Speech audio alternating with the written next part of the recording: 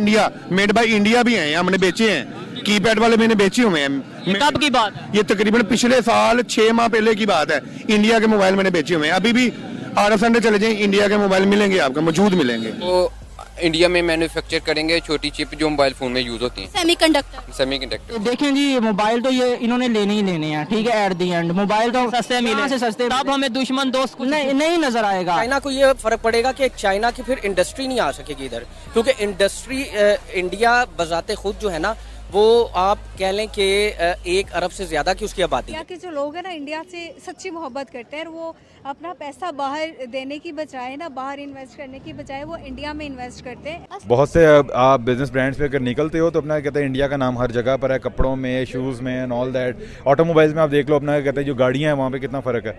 तो मैं तो इंडिया को रेट करता हूँ यार, और टॉप 10 में रेट करता हूँ, टॉप 5 में रेट करता हूँ। विजन बनाया है कि वो 1 लाख करोड़ के मोबाइल एक्सपोर्ट करेंगे। अगर पाकिस्तान भी अगर हमें पाकिस्तान में मिलते हैं उनके मोबाइल चाइना से सस्ते रेट पे, तो पाकिस्तान के लोग या आप लोग जो मोबाइल बेचते हैं वो लेंगे या नहीं लेंगे? आपका क्या ऑब्जर्वेशन है? वो लेंगे कैसे? जो हमारी कंट्री के यहाँ आते हैं ना माल, इंडिया वालों को सस्ता दे देंगे, हमें सस्ता नहीं ना देंगे बहुत। यहाँ पे आप देखो, चाइना का ये कीपैड मोबाइल हम ले रहे थे 2800 रुपए में, अभी इसकी कीमत जाके पता कर लो, ये 2500 का मिल रहा है हमें। ये आपको 2500 का मिल रहा है, आगे आप 3000 3500 में सेल, ये 1800 में आता था हमें। 1800 में पहले ये बटन वाला मोबाइल है, और ये आज के दिन ये 2500 का मैं लाया हूँ डब्बे के साथ, ये बड़ा बड़ा डब्बा 2500 का लाए हैं, 3500 3000 आता था 4000 में, आज 5000 में लेके आए। ये 5000 का मोबाइल है, और ये भी चाइना का चेन्नई है। अगर हमें इस तरह, वही मेरी बात है ना, कि अगर 5000 10,000 में हमें इंडियन मोबाइल लेट्स सपोज मिलता है, जैसे उन्होंने अपने विजन को। इन दोस्तों, गरीब किसान चैनल में स्वागत है। दोस्तों, आपको बता दें कि एप्पल के बाद इस बड़ी कंपनी ने जो है ऐलान कर दिया है, भारत में ही बनाएंगी अपनी स्मार्टफोन, जिसको देख करके पूरे पाकिस्तान के लोग जो है वो हैरान हो चुके। दोस्तों, भारत अब मोबाइल मैन्युफैक्चरिंग का सबसे बड़ा ग्लोबल बनता जा रहा है, ग्लोबल हब बनता जा रहा हुआ है। दोस्तों, आपको बता दें कि आईफोन बनाने वाली एप्पल कंपनी, इसमें सबसे अच्छी सफलता मिली है उसको, और इसके बाद एक और बड़ी ग्लोबल कंपनी भारत में ही अपना स्मार्टफोन बनाने का ऐलान कर दिया है, जिसको देख कर के पूरे पाकिस्तान के लोग जो है वो हैरान हो चुके थे। दुनिया की सबसे बड़ी टेक कंपनियों के बेशुमार एप्पल एलसी ने अपने फ्लैशरिंग प्रोडक्ट आईफोन के बड़े पैमाने पर भारत में मैन्युफैक्चरिंग कर रही है। इससे प्रधानमंत्री नरेंद्र मोदी के नेतृत्व वाली सरकार में इंडिया का भी बड़ी सफलता के तौर पर देखा गया है।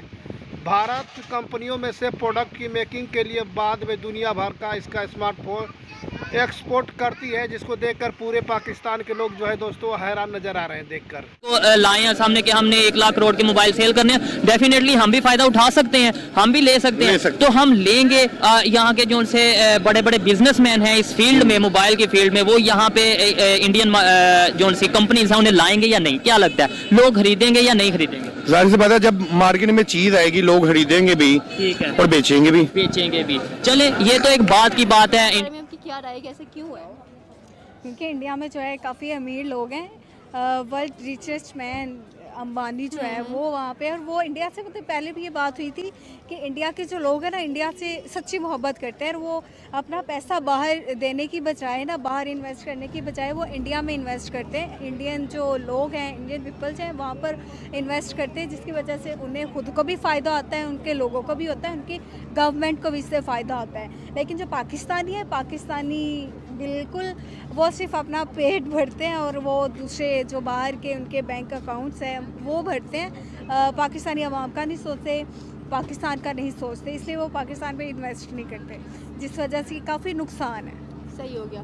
तो इन्वेस्टमेंट, जैसे कि हमारे मुल्क में जो डॉक्टर इंजीनियर्स होते हैं, कोई भी कंपनी लगाते हैं आके, हमारी प्रेफरेंस होती है कि हम बाहर जाके ये काम करें। मतलब हमारे मुल्क में हम ही जब काम करना नहीं चाह रहे तो फ़ौरन कैसे आके इन्वेस्ट करेंगे इसके ऊपर? हाँ, यही है ना, स्टडी के लिए वो कहते हैं कि हम पाकिस्तान से पढ़े हैं, पाकिस्तान में पढ़ते हैं, टाइम देते हैं, लेकिन जब पाकिस्तान पर वो पैसा, जब पाकिस्तान को चाहिए होता है, वो यहाँ से बाहर चले जाते हैं। जो फ़ायदा पाकिस्तानी अवाम को देना चाहिए, वो फ़ायदा वो दूसरों की अवाम को देते हैं, बाहर फॉरेन कंट्रीज़ में जाते हैं, उनके अवाम को वो फ़ायदा देते हैं। और बाहर अगर आप देखें तो बहुत सारे पाकिस्तानी और मुस्लिम जो है ना, वो डॉक्टर्स हैं और इंजीनियर है, IT में है। इस टाइम बजट बनता है तो पूरे इंडिया से, हर डिपार्टमेंट से, हर जगह से, जहां जहां जो जो इंपॉर्टेंट डॉक्यूमेंट्स मंगवाए जाते हैं, चाहिए होते हैं, वो सब ले लिए जाते हैं।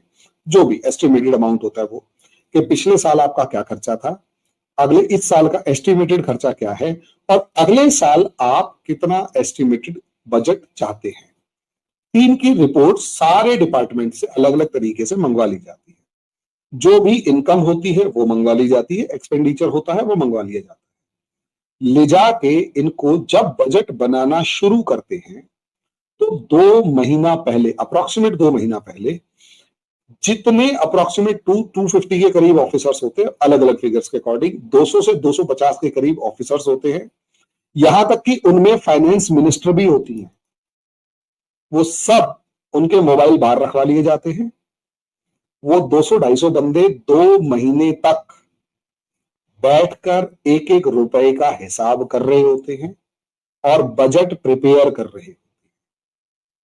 ये प्रोसेस है। उस पर्टिकुलर 2-2.5 महीने में इंटरनली प्राइम मिनिस्टर की एक आधे से मीटिंग हो जाए सो हो जाए, वरना अंदर का एक भी ऑफिसर 2.5 महीने तक बाहर नहीं आता। उसे वहीं रहना होता है, अपने घर वालों तक से बात करने की परमिशन नहीं होती है। इतनी सिक्योर्ड और इतने जिसे कहते हैं कि बहुत कॉन्शियसली ये बजट बनाया जाता है।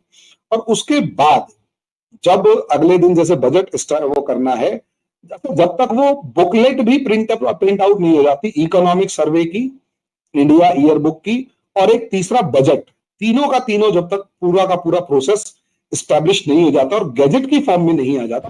दोस्तों, कंपनी भारत में प्रोडक्ट की मेकिंग करने के दुनिया भर में अपना एक्सपोर्ट करती है। दोस्तों, इसी को देखते हुए एक और बड़ी ग्लोबल कंपनी ने भारत में ही अपने स्मार्टफोन बनाने का ऐलान किया है। इस कंपनी का नाम तो आपने ज़रूर ही सुना होगा। दोस्तों, यहाँ बात हो रही है दोस्तों हेडसेट मोबाइल कंपनी नोकिया की। इसकी brand owner company MHD global का कहना है कि वह अपने ब्रांड के नए डेवलप स्मार्टफोन का प्रोडक्शन भारत में करेगी। उसकी प्लानिंग इंडिया के प्रोडक्ट को बनाकर ग्लोबल मार्केट में एक्सपोर्ट करने की है। और दोस्तों, आपको बता दी, एक समय में नोकिया भारत में मोबाइल फ़ोन का सबसे पॉपुलर ब्रांड था। बाद में इस ब्रांड को जो है बिल गेट्स ने माइक्रोसॉफ्ट में ख़रीदा और लूमिया फ़ोन की रेंज में पेश की। हाल में सालों में जो है HMD ग्लोबल नोकिया ब्रांड ने कई स्मार्टफोन मार्केट में लॉन्च किया। अब वो एंड्रॉयड बेस्ड फ़ोन को वजह से मार्केटिंग में दोबारा पॉपुलर हो रही है दोस्तों। और HMD ग्लोबल भारत में पहले ही नोकिया ब्रांड को तहत बेसिक फीचर को फ़ोन सेल करती नजर रही है। और अब जो है फाउंडर चेयरमैन CEO ने जेके फेब्रो ने जो कहना है कि भारत में बेहतर अवसर है, वही वहाँ बनाने में फ़ोन की बेस्ट कंपनियों की तुलना में बेहद प्रदर्शी प्रतिशत पर जो है HMD ग्लोबल का नया ब्रांड